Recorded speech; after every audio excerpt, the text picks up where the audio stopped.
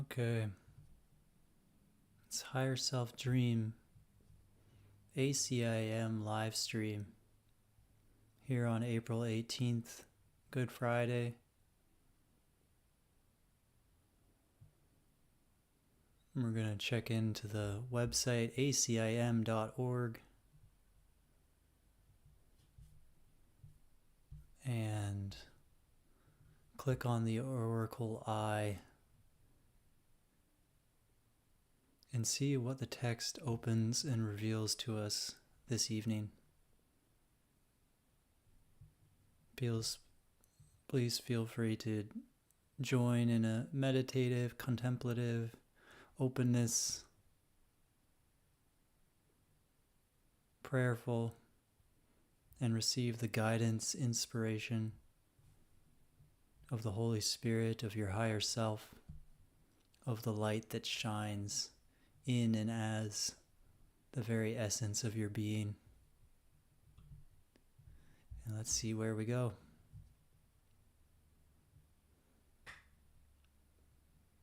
Chapter 22, Salvation and the Holy Relationship.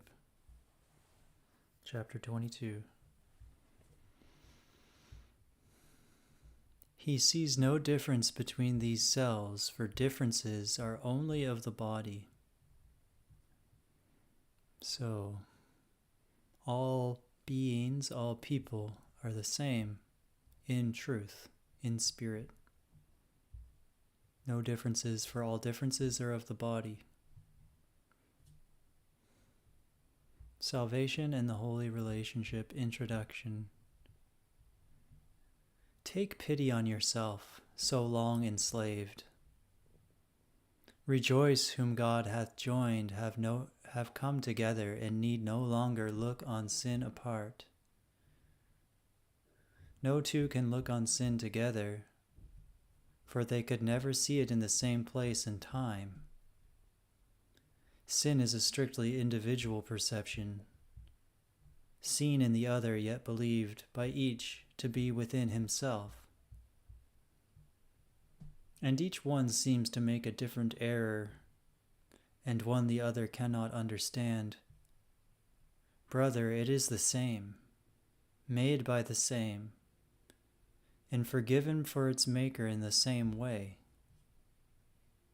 The holiness of your relationship forgives you and your brother, undoing the effects of what you both believed and saw, and with their going is the need for sin gone with them. Take pity on yourself, so long enslaved.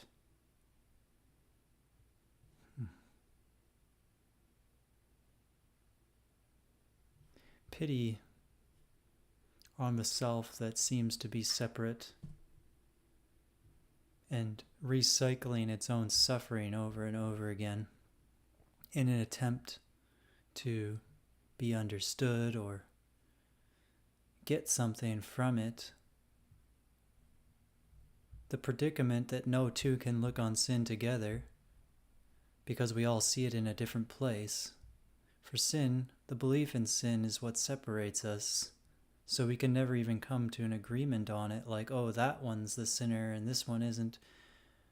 Sometimes maybe a group will come together in some agreement of who the sinner is and will be joined in that, but they will always find an enemy in that, for others will disagree with them.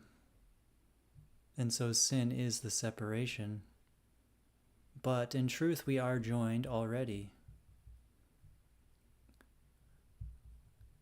We whom God hath joined have come together and need no longer look on sin apart. And we can't look on sin together, for sin separates us. So when we truly join, we are outside of sin. Who has need for sin? Only the lonely and alone, who see their brothers different from themselves. It is this difference, seen but not real, that makes the need for sin, not real but seen, seem justified. So sin is not real, but it is perceived. Perception is not knowing. Perception is separation. Perception is the experience of division. And all this would be real if sin were so, for an unholy relationship is based on differences, where each one thinks the other has what he has not. They come together, each to complete himself and rob the other. They stay until they think that there is nothing left to steal and then move on. And so they wander through a world of strangers unlike themselves, living with their bodies perhaps under a common roof that shelters neither, in the same room and yet a world apart, living in our own worlds, living together but only in order to try to get something from one another. The Course does a good job always of painting a picture of the unholy egoic relationship in a way that really highlights it in our experience and shows it in almost like black and white terms between our holiness, which is eternal, and then the ego, which is every thought of limitation, lack, or separation, and how those two things cannot coexist with one another. A holy relationship starts from a different premise. Each one has looked within and seen no lack. Each one has looked within and seen no lack. Accepting his completion, he would extend it by joining with another whole as himself. He sees no difference between these selves, for differences are only of the body. Therefore he looks on nothing he would take. He denies not his own reality because it is the truth. Just under heaven does he stand, but close enough not to return to earth, for this relationship has heaven's holiness. How far from home can a relationship so like to heaven be? So the holy relationship is where we see no separation between ourself and our brother, and we also see no lack in ourself. For our true self is not separated, not lacking, and is still one with the Father, one with the Source, and can be felt here now in this moment when no thought or experience of lack is bought into in this moment. Then the relationship becomes a place to extend that openness, that truth, where there's nothing to be gained by the other, only to be shared. Think what a holy relationship can teach. Here is belief in differences undone. You and I are the same. We are the same. We are the same. Same one, looking through two sets of eyes, two pairs. Same one, speaking through two mouths. The same one, perceiving through two different bodies. Focusing on the sameness. Here is the faith in differences shifted to sameness. And here is sight of differences transformed to vision. Here is sight of differences transformed to vision. So sight of differences is illusion. Differentiation. Comparison. Contrast. Transformed to vision, which is the holiness of oneness shared. When we are in this sameness, then the differences can be appreciated rather than made real and problematic. They can be celebrated from the sameness. Then the differences add just like a little interesting nuance to the holy relationship, where the holiness is never threatened by any perceived difference. Reason now can lead you and your brother to the logical conclusion of your union. It must extend, as you extended when you and he joined. It must reach out beyond itself, as you reached out beyond the body, to let you and your brother be joined. And now the sameness that you saw extends and finally removes all sense of differences, so that the sameness lies beneath them. All becomes apparent. All qualities become apparent qualities. Here is the golden circle where you recognize the Son of God. For what is born in a holy relationship can never end. The eternal joining in the holy instant, which is eternal, never ending. The golden circle seems to be referring to the circle of atonement, which is the circle of inclusion. Everything is included. Everything is embraced. Everything is drawn into this holy instant, this moment, and the extension of our supreme oneness engulfs it, envelops it, and brings it home into this instant and shares with it the peace that surpasseth all understanding, and even digests the qualities that seem to have before proposed meaningful and substantial separation. It dissolves into the ocean like mud into an ocean that disappears because there is an infinite backdrop for it to settle into and percolate through and be received by.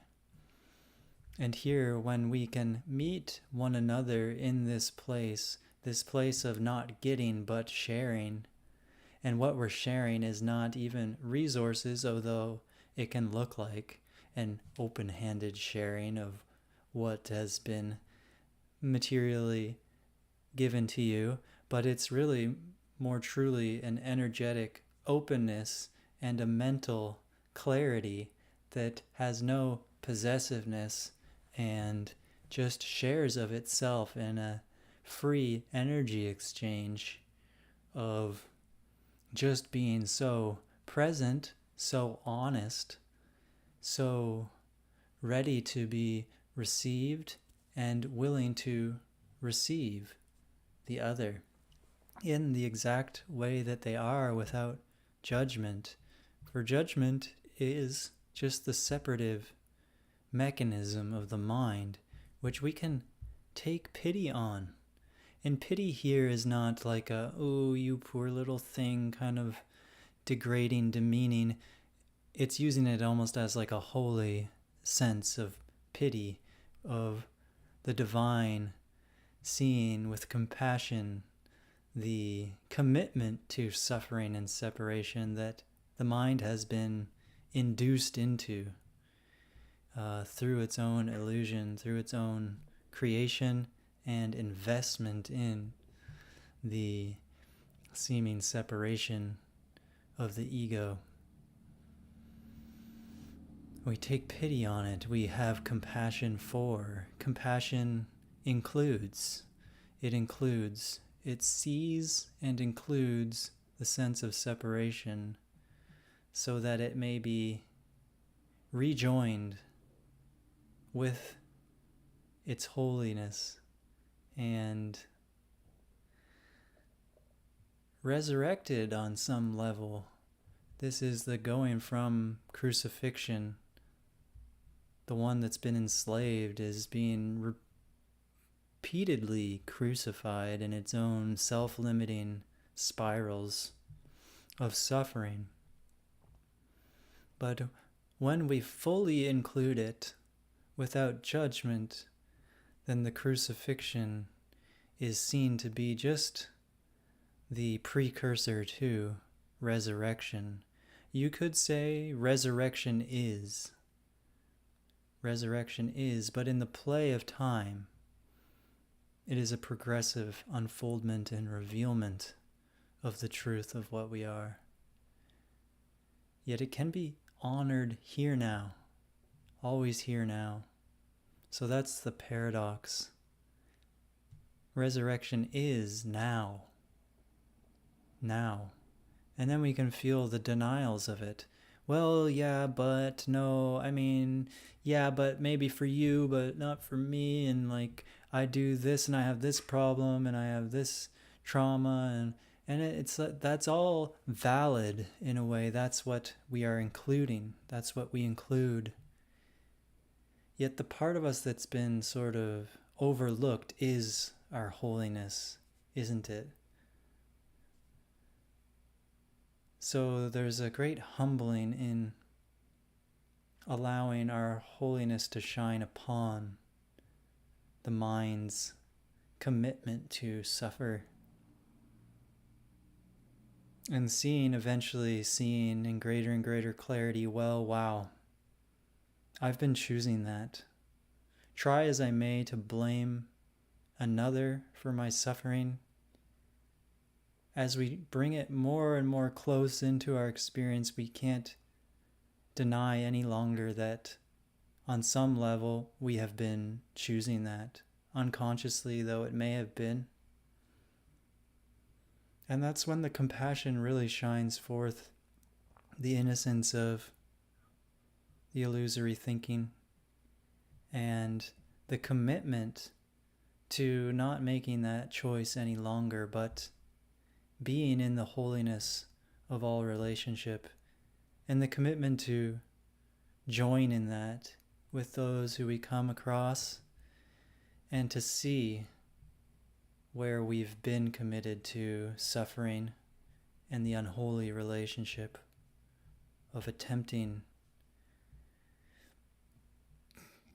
to get and gain from our friends and our family. For an unholy relationship is based on differences, where each one thinks the other has what he has not. They come together, each to complete himself and rob the other. They stay until they think that there is nothing left to steal and then move on. And so they wander through a world of strangers, unlike themselves, living with their bodies, perhaps under a common roof that shelters neither, in the same room and yet a world apart. If we stay in our personal worldview, we can never join with anyone. And we're seeing what the end stages of that commitment look like on the world stage, where it's just subdivision against subdivision against subdivision against subdivision of thought, really, right? What we believe. But beyond all of that separation is a sameness of consciousness, of oneness, of presence. And there is our salvation, already waiting for us and shining radiantly like a choir of angels, softly and gloriously singing, "Come home, come home, come home," lovingly, graciously inviting us. And can we even join with one another in that acknowledgement of the song that calls us all by the same name, holy brother, child of God? Where have you gone? Can you remember? Can you remember? Can you join me here?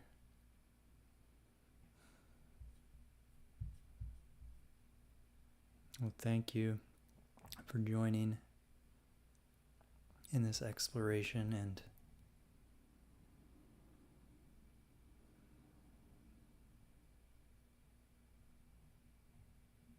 I look forward to the next time.